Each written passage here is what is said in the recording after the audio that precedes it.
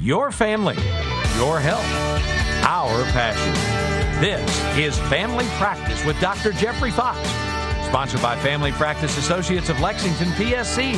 Visit us at fpalex.com and like us on Facebook. Welcome to this episode of Family Practice. I'm Dr. Jeff Fox.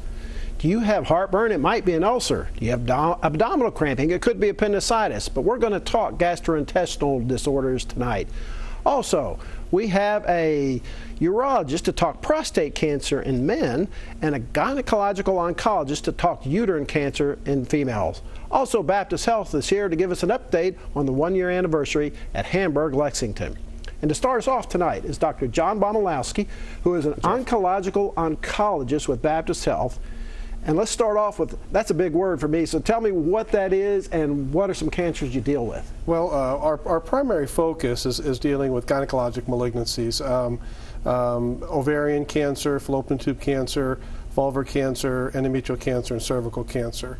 We also do a number of more difficult gynecologic surgeries that a general OBGYN may not necessarily want to do because of maybe comorbid issues or the difficulty of the case.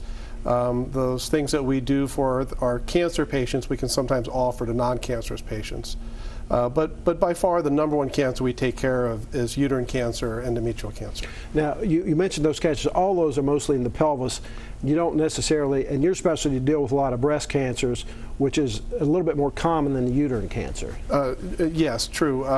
Breast cancer is the number one malignancy in females, but for the cancers we take care of are mostly pelvic, interabdominal surgeries, and pelvic surgeries, yes. Okay, so you mentioned endometrial cancer or uterine cancer is the number one cancers in that area. What are some risk factors for that? Well, age is probably the number one. Obesity, any unopposed estrogen, which is pretty rare nowadays, but one of the things that some of the fat cells in the body produce excessive amounts of certain types of estrogen that puts somebody at risk. The most common age is in 60s and 70s, so age is another risk factor. Family history have anything to do with it? It does a little bit. The Lynch syndromes are a connection between a number of cancers. The two most common within the Lynch syndrome, endometrial cancer and colon cancer. So right about 10 to 15% of endometrial cancers are genetic. So what are some symptoms or things that you might concern you that are red flags? Well, the number one thing is postmenopausal bleeding. And there is no normal amount of bleeding. So even spotting or brownish discharge is enough to bring up the concern that it might be endometrial cancer. And that needs to be brought up to their doctor.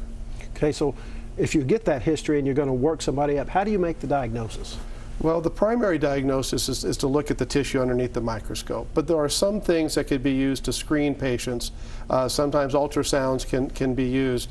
But if there's continued bleeding, even with the normal ultrasound, the most important thing is to get a biopsy.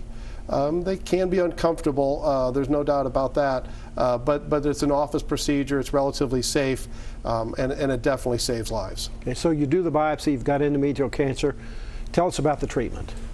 Well, so the primary treatment is surgery, number one. When we talk about endometrial cancer, there's essentially two numbers we talk about. One is the grade, and that how aggressive does a cancer look, and the other is the stage. And based on the grade and the stage, we'll determine if somebody needs any treatment after surgery. The surgery we do is the removal of the uterus, cervix, both tubes, ovaries, but we also remove lymph nodes, and those are glands that are throughout the whole body. We talk about breast cancer, we talk about lymph nodes in the armpit. When we talk about uterine cancer, endometrial cancer, we talk about those lymph nodes that are around the uterus.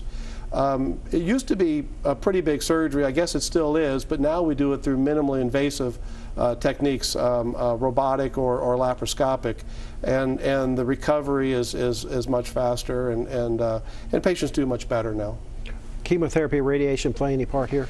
Well, it does now, and probably more so, and tumor-directed therapies, biological therapies, and immunotherapies are becoming more useful too.